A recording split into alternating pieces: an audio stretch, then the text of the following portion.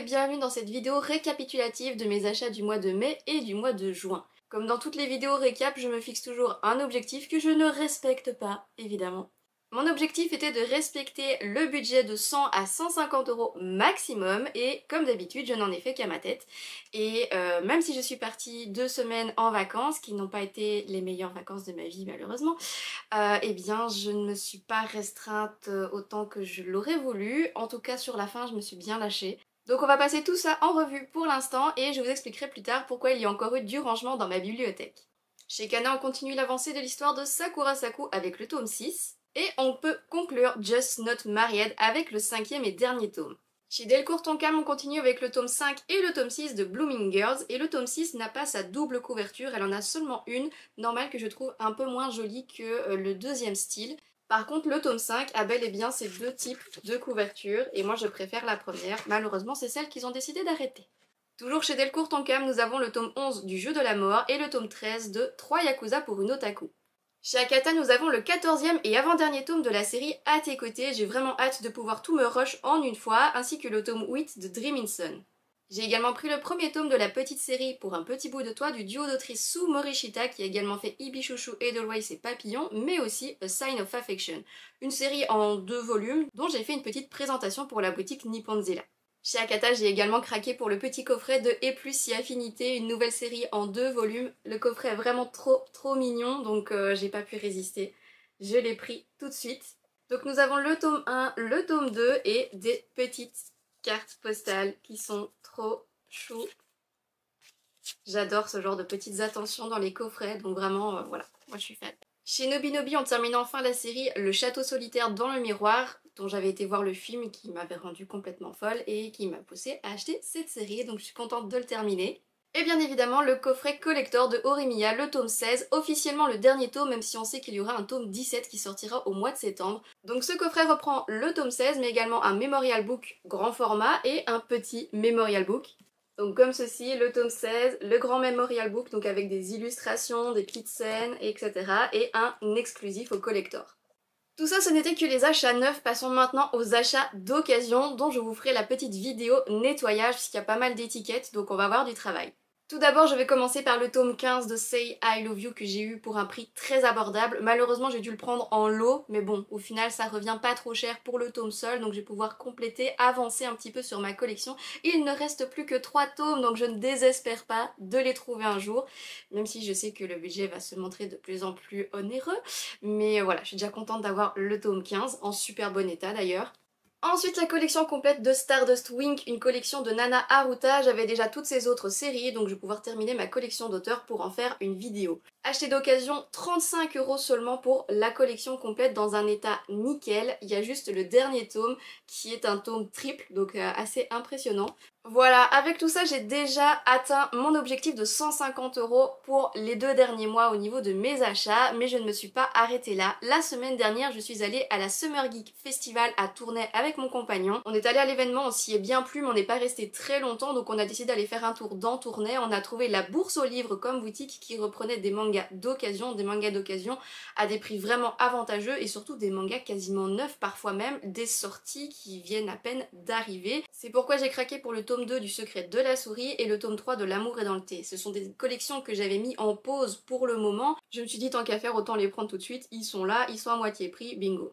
Et c'est à ce moment-là que lorsque je me suis retournée et que j'ai vu sur la bibliothèque une collection bien mise en valeur, une collection très impressionnante, à un prix très avantageux, mais j'avais déjà dépassé mon budget, donc j'essayais d'être raisonnable, en disant non, je ne peux pas la prendre. Mais Nicolas, mon compagnon, m'a convaincue et quasiment forcé d'acheter cette collection, donc voilà. J'ai donc craqué pour la collection des 12 tomes de Kaguya-sama Love is War qui était sur ma liste depuis un bon moment, mais voilà, comme il y a déjà beaucoup de tomes, c'est très lourd. Mais comme il y a énormément de tomes encore annoncés, je n'avais pas l'intention de la commencer tout de suite. Maintenant je l'ai payé 60 € pour les 18 tomes, donc si ça c'était pas un signe du destin, je ne sais pas ce que c'était, mais en attendant ça a explosé mon budget. Voilà donc pour le récapitulatif de tous mes achats du mois de mai et de juin, et si je n'avais pas acheté les Kaguya-sama Love is War, eh bien j'aurais respecté mon budget, c'est la faute de Nicolas. Et vous savez ce qui est aussi la faute de Nicolas? Eh bien en revenant de cette boutique, il a décidé qu'il voulait arrêter les collections de manga. Il a décidé qu'il allait tout revendre. Et donc en ce moment il est en train de préparer ses collections, de faire des prix, etc. Donc je vous mettrai son Vinted dans la description. Ce sont pas du tout les mêmes genres que les miens, on est dans du shonen, du seinen, des trucs bien gore, bien violents, avec quelques histoires un peu what the fuck également. Donc voilà, n'hésitez pas à aller voir, tout n'est pas encore en ligne, il est encore en train de faire du tri et de lire ses dernières collections pour pouvoir les mettre après en vente. Mais du coup, comme il vendait ses collections et que quelques-unes m'intéressaient, eh bien, devinez quoi, il m'a refilé la patate chaude. Et maintenant, c'est moi qui vais devoir les compléter et les ajouter à la liste de toutes les séries qui sont déjà en cours d'édition. Et ça me fait à peu près une cinquantaine de séries, alors que j'essaie de réduire justement cette fameuse liste, il m'en ajoute! Résultat, comme il est en train de tout vendre et de tout déplacer, eh bien j'ai dû récupérer ses collections dans ma bibliothèque. Ma bibliothèque ne pouvant pas accueillir autant de mangas d'un coup, il a fallu que je réorganise tout, donc c'est pour ça qu'on a un léger changement de ce côté-ci, pour pouvoir y intégrer toutes les collections qu'il m'a cédées. Enfin, je ne vais plus avoir d'anniversaire et de Noël pendant un petit moment, je pense, mais c'était ça ou les acheter. Mais voilà, j'ai plus de budget de nouveau, donc ça attendra un petit peu.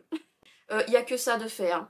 Parce que les 6 bibliothèques que je possède maintenant, on a dépassé largement les 2000 tomes. Je suis à 2100 et quelques tomes. Du coup, j'ai dû tout vider, tout nettoyer, tout réorganiser et il n'y a vraiment que ça de fait pour le moment. Tout le reste est en travaux, j'essaye de voir comment je vais pouvoir les déplacer et ça tombe à peu près à pic. Puisque dans un mois, je prévois la grosse vidéo Manga Tech Tour pour les 1 an de la chaîne, mais surtout qu'on fasse une petite mise à jour de toutes les séries qui ont été éjectées et de toutes celles qui ont été ajoutées. Passons maintenant au planning de mes achats sur les 2 prochains mois. Comme d'habitude, je vous ai mis en surligné et en gras les séries qui sont sur le point de se terminer. Donc ici pour le mois de juillet, on peut voir que 5 collections vont se terminer avec leur dernier tome. Et c'est pour ça que j'attends de faire la Manga Tech Tour juste après avoir fait ces achats, comme ça ces collections-là seront complètes lors de la présentation. Donc nous aurons le 2e tome de l'Auberge de la Vie, le 23e tome de Cheeky Love, et celui-là il était vraiment temps parce que ça fait genre 1 an et demi que je l'attends, donc vraiment très impatiente d'avoir enfin la conclusion de cette série.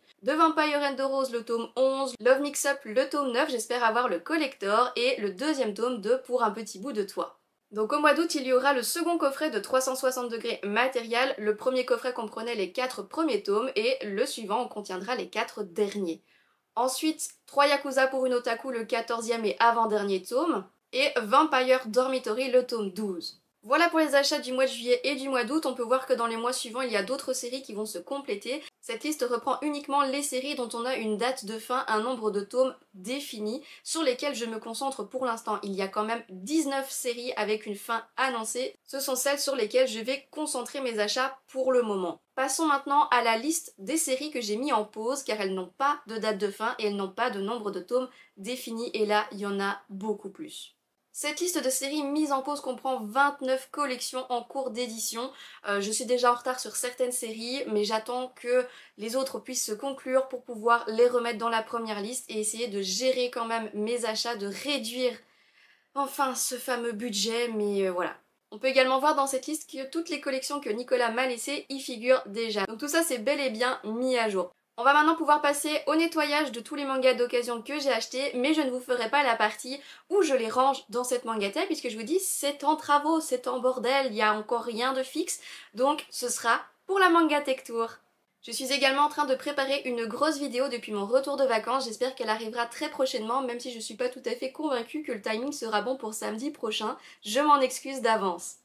Voilà qui conclut cette vidéo, comme d'habitude j'espère qu'elle vous a plu, si c'est le cas n'hésitez pas à liker, à commenter, à partager et à vous abonner pour la suite de mes lectures et présentations, des vlogs et des récapitulatifs de mes achats, mais surtout n'oubliez pas d'activer la cloche pour être au courant lors de la sortie de la vidéo Manga Tech Tour. Et en attendant la prochaine vidéo, je vous dis ciao!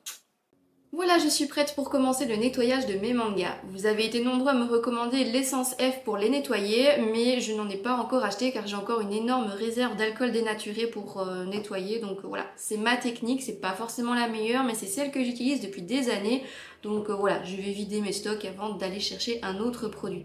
Donc ce que j'utilise moi pour nettoyer mes mangas, c'est toujours l'alcool dénaturé. Donc c'est l'alcool à 70 degrés dilué avec de l'éther pour décoller tout ce qui est étiquette, etc. récalcitrante. Et sinon j'ai aussi du dissolvant, le dissolvant classique qu'on achète au supermarché pour faire ses ongles. De préférence sans, parce que l'acétone attaque quand même vachement les couvertures, les couleurs. Mais sinon la version sans acétone fonctionne aussi très bien pour décoller les taches qui sont vraiment incrustées. Dans ce genre de formule, il y a également de l'huile d'amande douce ou de l'huile de ricin ou ce genre de choses qui va graisser la jaquette. Donc je recommande de repasser un petit coup à l'alcool pour nettoyer la surcouche de gras. Aussi j'utilise des lingettes démaquillantes, tout ce qu'il y a de plus basique pour pouvoir passer un coup sur les jaquettes.